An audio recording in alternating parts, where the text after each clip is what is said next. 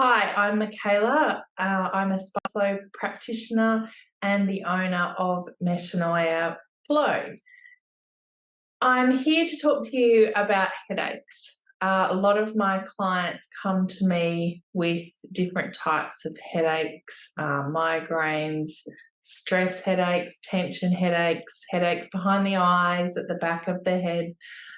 And most commonly, when people come to see me with headaches, often I find that they are experiencing a blockage in their pause gateway, or what we as spinal flow practitioners call the pause gateway. Now, the pause gateway is located in this part of the spine, so just below the occiput. So if you have a look at my spine here, the area of the spine I'm talking about is this here. So just below the occiput through here. And what we're looking at here is a joint. So this is also called the atlas, and this is responsible for us being able to turn our heads. So clients who experience blockages in that area of the spine frequently experience headaches. Now, how do you know if you've got a blockage in that area of the spine? Well, there are a few ways that you can find out for yourself, or obviously you can go and see a spinal flow practitioner. So one of the ways is to turn your head. Now, you should be able to turn your head to 90 degrees, so it's almost like your chin reaches your shoulder, both sides. And if you're unable to turn your head right to the 90 degrees, both sides, then it could mean that you do have a blockage in that area of your spine or in your pause gateway. Some people find that they're able to turn their head further one way than the other, and that would also indicate a blockage in that area of the spine. So another way is to have a friend have a look at you from side on. So again, if we're looking at my spine, so we'd be looking side on here. So this is where the ear would be located. And what we're looking for is to see if the ear is in alignment with the shoulder. Now, if your head is forward and your ear is forward from your shoulder, then that's another indicator that you could have a blockage in your pause gateway. Another thing that you could look at is also the level of the ears.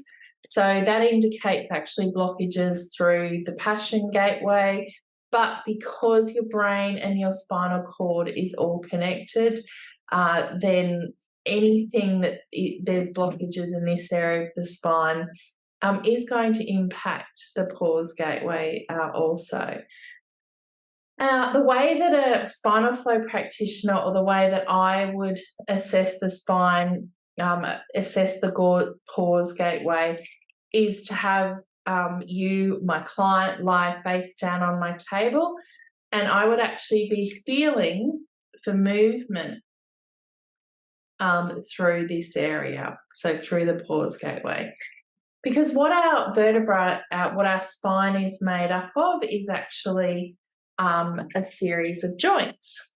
So if you think about all those joints in our spine, so when they're healthy, joints move like this. So there's a good amount of movement in a joint that doesn't have a blockage in it. However, when we have blockages in our vertebra, in our pause gateway or in gateway of the spine, we find that there becomes a lack of movement through the joint. So that's something else that I would be feeling. You won't be able to feel that on yourself because it's almost like that C1 becomes tucked up underneath your occiput. But a spinal flow practitioner would be able to point that out for you. And when you're lying on the table and you feel that yourself, it becomes very, very obvious. So the way that I also like to explain a blockage in the spine is the analogy of a hose. So if we were thinking about our brain and our spinal cord being like that of a hose, If there's a kink in the hose, so if there's a kink in this area of the spine and you are trying to have water flow through the hose and you kinked it, so what would happen is that there would be less water able to flow through, or completely stop. But obviously, the blockages we're talking about, it would be like there's a kink. So it means that there's not that flow of life force energy, that communication from the brain and the spinal cord right through that area of the spine.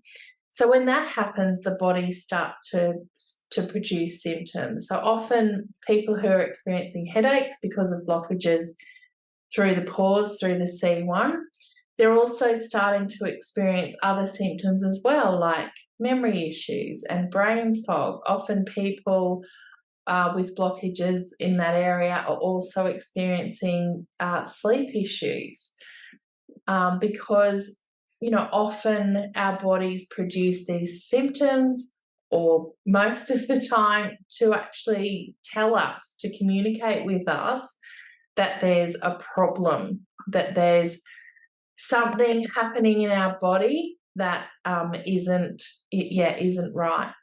So when there's blockages through here, effectively there are blockages in our nervous system. Our nervous system is the master controller of our body.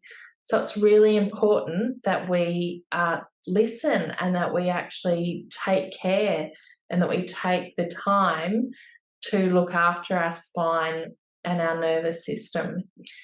So I hope that helps you to have some information about why you may be experiencing headaches, because there may be a blockage in your pause gateway or in your C1. Thanks.